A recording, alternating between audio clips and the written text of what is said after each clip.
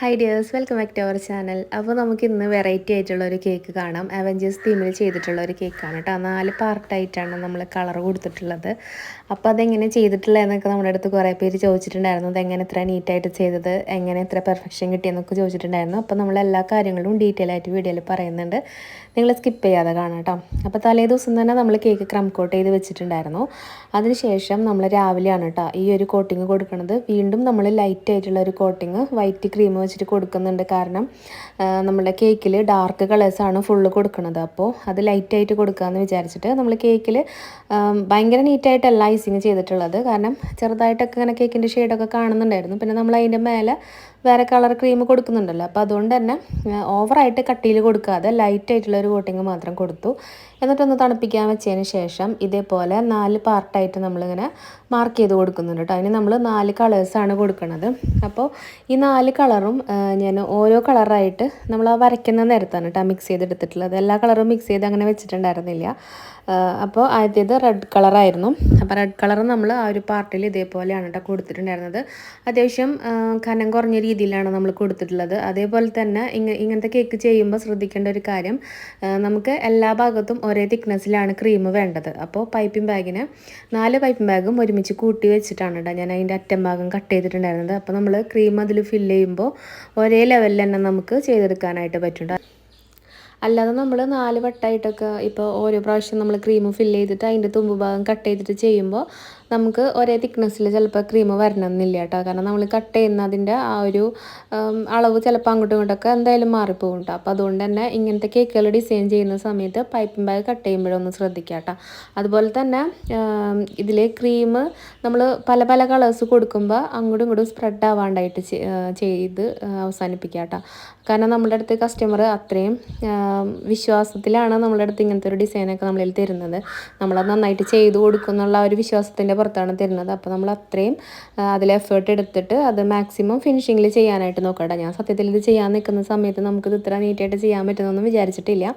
അപ്പോൾ ഇതിൽ ഇപ്പോൾ നമ്മൾ റെഡ് കളർ ഒരു സൈഡിൽ കൊടുത്തപ്പോൾ നമ്മൾ ആ മാർക്ക് ചെയ്തതില്ലേ, അത് കുറച്ച് ചെരിഞ്ഞിട്ടുണ്ടായിരുന്നു. അപ്പോൾ ഞാൻ അവിടെ ഒന്ന് ലെവൽ ചെയ്തപ്പോൾ ആ കളറിനൊന്ന് അപ്പുറത്തെ ഭാഗത്തേക്ക് സ്പ്രെഡ് ചെയ്ത് കൊടുത്തിട്ടുണ്ട് കേട്ടോ. കുറച്ചിങ്ങനെ നീക്കിയപ്പോൾ അത് കുഴപ്പമില്ല, അവിടെ വേറെ കളർ വരുമ്പോൾ അതങ്ങനെ കവർ ചെയ്ത് പൊക്കോളും. പിന്നെ മേൽഭാഗം നമ്മളിതുപോലെ പ്ലാസ്റ്റിക്കിൻ്റെ ഷീറ്റ് വെച്ചിട്ട് നന്നായിട്ട് തന്നെ ലെവൽ ചെയ്ത് കൊടുക്കുന്നുണ്ട് കേട്ടോ.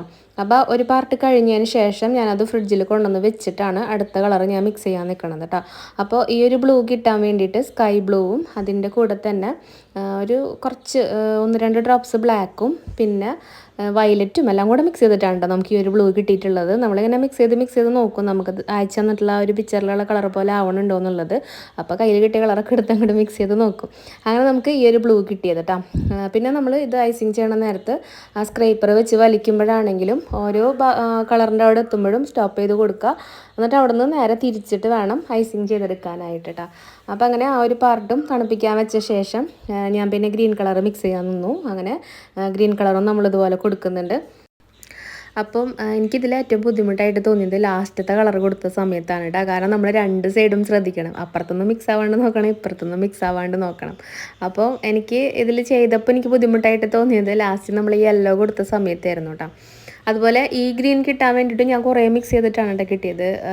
എന്തൊക്കെ ഗ്രീൻ മിക്സ് ചെയ്തെന്ന് ചോദിച്ചു കഴിഞ്ഞാൽ എനിക്കറിയാത്ത പോലെയാണ്. ഇപ്പോൾ ഞാൻ ബ്രൈറ്റ് ഗ്രീന് മിക്സ് ചെയ്തിട്ടുണ്ടായിരുന്നു, പിന്നെ ലീഫ് ഗ്രീന്, പിന്നെ വേറെ ഏതൊക്കെയോ ഗ്രീനൊക്കെ എടുത്ത് മിക്സ് ചെയ്തിട്ടുണ്ട് നമുക്ക് ആ ഒരു കളർ കിട്ടിയത്. അതിൻ്റെ ഇടയിൽ കൂടെ ഞാൻ കുറച്ച് ബ്ലൂ ഒക്കെ മിക്സ് ചെയ്തു. അങ്ങനെയാണ് നമുക്ക് ആ ഒരു ഗ്രീൻ കളർ കിട്ടുന്നത്. പിന്നെ ഈ ഒരു യെല്ലോ കിട്ടാൻ വേണ്ടിയിട്ട് നമ്മുടെ ലെമൺ യെല്ലോയും പിന്നെ അതിൻ്റെ കൂടെ തന്നെ ഗോൾഡൻ യെല്ലോയും കൂടെ മിക്സ് ചെയ്തിട്ടുണ്ടായിരുന്നു കേട്ടോ. അപ്പോൾ അങ്ങനെയാണ് നമുക്ക് ഈ ഒരു യെല്ലോ കിട്ടുന്നത്. അപ്പോൾ യെല്ലോ പാർട്ട് ചെയ്തപ്പോഴാണ് ഞാൻ കുറച്ച് വെള്ളം കുടിച്ച് പോയത്. എന്നാലും നമ്മൾ വിചാരിച്ചത്രയും ഞാൻ ബുദ്ധിമുട്ടിയിട്ടില്ല കേട്ടോ. നമുക്ക് നല്ല ഫിനിഷിങ്ങിൽ തന്നെ അത് ചെയ്തെടുക്കാനായിട്ട് പറ്റിയിട്ടുണ്ടായിരുന്നു. അപ്പോൾ നമ്മൾ ആ ഒരു യെല്ലോ പാർട്ടും കൂടെ ഫിനിഷിങ് ചെയ്തെടുത്തിട്ടുണ്ട്. ആ ഒരു 4 കളറും അതുപോലെ ചെയ്തെടുത്തതിന് ശേഷം ഭയങ്കര സമാധാനമായിരുന്നു കേട്ടോ. കാരണം ആ ഒരു കേക്കിൻ്റെ മുക്കാൽ ഭാഗം പണി അതിൽ കഴിഞ്ഞു.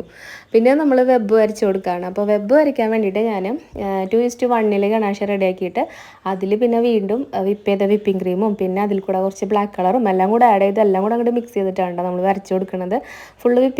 ഫുള്ള് ഗണാശ അല്ല കേട്ടോ നമ്മൾ എടുത്തിട്ടുള്ളത്. അത് തൊട്ട് മുന്നേ നമ്മൾ ചെയ്തൊരു കേക്ക് ഉണ്ടായിരുന്നു, ഒരു ഹാർട്ട് ഷേപ്പിൽ. അതിൽ കുറച്ച് ലവ് ഒക്കെ വരയ്ക്കാനുണ്ടായിരുന്നു. അപ്പോൾ അതിലേക്ക് വേണ്ടിയിട്ട് ഞാൻ മിക്സ് ചെയ്ത് വെച്ച് ഗണാശായിരുന്നു. അപ്പോൾ അത് തന്നെ എടുത്തിട്ട് ഈ ഒരു കേക്കിൽ ഞാൻ വരച്ച് കൊടുത്തു കേട്ടോ. അങ്ങനെ പിന്നെ നമ്മൾ ആ ഒരു ഓരോ പാർട്ടായിട്ട് തിരിച്ചില്ലേ അതിൻ്റെ അവിടെ ഫോണ്ടൻറ്റിൻ്റെ റിബൺ പോലെ ചെയ്തിട്ട് അങ്ങനെ വെച്ച് കൊടുത്തിട്ടുണ്ടായിരുന്നു. പിന്നെ എല്ലാ കളേഴ്സിൻ്റെയും സൈഡിലായിട്ട് നമ്മൾ ആ സെയിം കളർ തന്നെ ബോർഡർ ഡിസൈനും വരച്ച് കൊടുത്തു. പിന്നെ പ്രിൻറ്റ് വർക്ക് എടുത്തിട്ടുണ്ടായിരുന്നു, അപ്പോൾ അതൊക്കെ അതിൽ വെച്ച് കൊടുത്തു. അപ്പോൾ ആദ്യം നമുക്ക് 1 kg ഓർഡറാണ് വന്നിട്ടുണ്ടായിരുന്നത്. പിന്നെയാണ് കേട്ടോ അവർ കേക്ക് 2 kg ആക്കണത്. അപ്പോൾ പ്രിൻറ്റ് കുറച്ച് ചെറുതാണ്. അവർ പറഞ്ഞിട്ടുണ്ടായിരുന്നു കേട്ടോ നമ്മുടെ അടുത്ത് ചെറിയ പ്രിൻറ്റ് മതി എന്നുള്ളത്. അത് 1 kg മുകളിലാണ് വെക്കണമെന്ന് വെച്ചിട്ട് അങ്ങനെ പറഞ്ഞത്. പക്ഷേ ഞാൻ പ്രിൻറ്റ് ഓൾറെഡി എടുത്തിട്ടുണ്ടായിരുന്നു. പിന്നെ ഞാൻ ഈ കേക്ക് ക്രം കോട്ടൊക്കെ അടിച്ചതിന് ശേഷം ആ പ്രിൻറ്റ് വെച്ച് നോക്കിയപ്പോൾ എനിക്ക് വലിയ കുഴപ്പം തോന്നിയില്ല. പിന്നെ ഞാനും വിചാരിച്ചു ഇനി അത് വലുതാക്കണ്ട, കാരണം വലുതാക്കുമ്പോൾ അല്ലാതെ തന്നെ കേക്കിൻ്റെ മുകളിലൊക്കെ നമ്മൾ അത്യാവശ്യം വർക്ക് ചെയ്തിട്ടുണ്ടല്ലോ. അപ്പോൾ അതുകൊണ്ട് തന്നെ പ്രിൻറ്റിന് ഒരുപാട് വലുതാവുമ്പോൾ വൃത്തികേടാവണ്ടെന്ന് വിചാരിച്ചിട്ട് ഞാൻ പിന്നെ ആ പ്രിൻ്റ് തന്നെയാണ് കേട്ടോ വെച്ച് കൊടുത്തത്. പിന്നെ ഒരു കൈ പോലെ വെച്ച് കൊടുത്തിട്ട് അതിലും നമ്മൾ ആ ഗനാഷ് കൊണ്ട് വരച്ചെടുത്തില്ലേ, വെബ് വരച്ചില്ലേ, ആ ഒരു സെയിം ഗനാഷ് തന്നെ വെച്ചിട്ട് വേറെ പൈപ്പിൻ ബേയിലേക്ക് ആക്കിയിട്ട് തുമ്പ് ജസ്റ്റ് ഒന്ന് കട്ട് ചെയ്തിട്ടാണ് കേട്ടോ വരച്ച് കൊടുത്തിട്ടുള്ളത്. അപ്പോൾ ഇത്രയുള്ള ഇന്നത്തെ വീഡിയോ. നിങ്ങൾക്ക് എന്തെങ്കിലും ഡൗട്ട് ഉണ്ടെങ്കിൽ താഴെ കമൻറ്റ് ചെയ്യാം കേട്ടോ. അപ്പോൾ അടുത്ത വീഡിയോയിൽ കാണാം. Take care, by.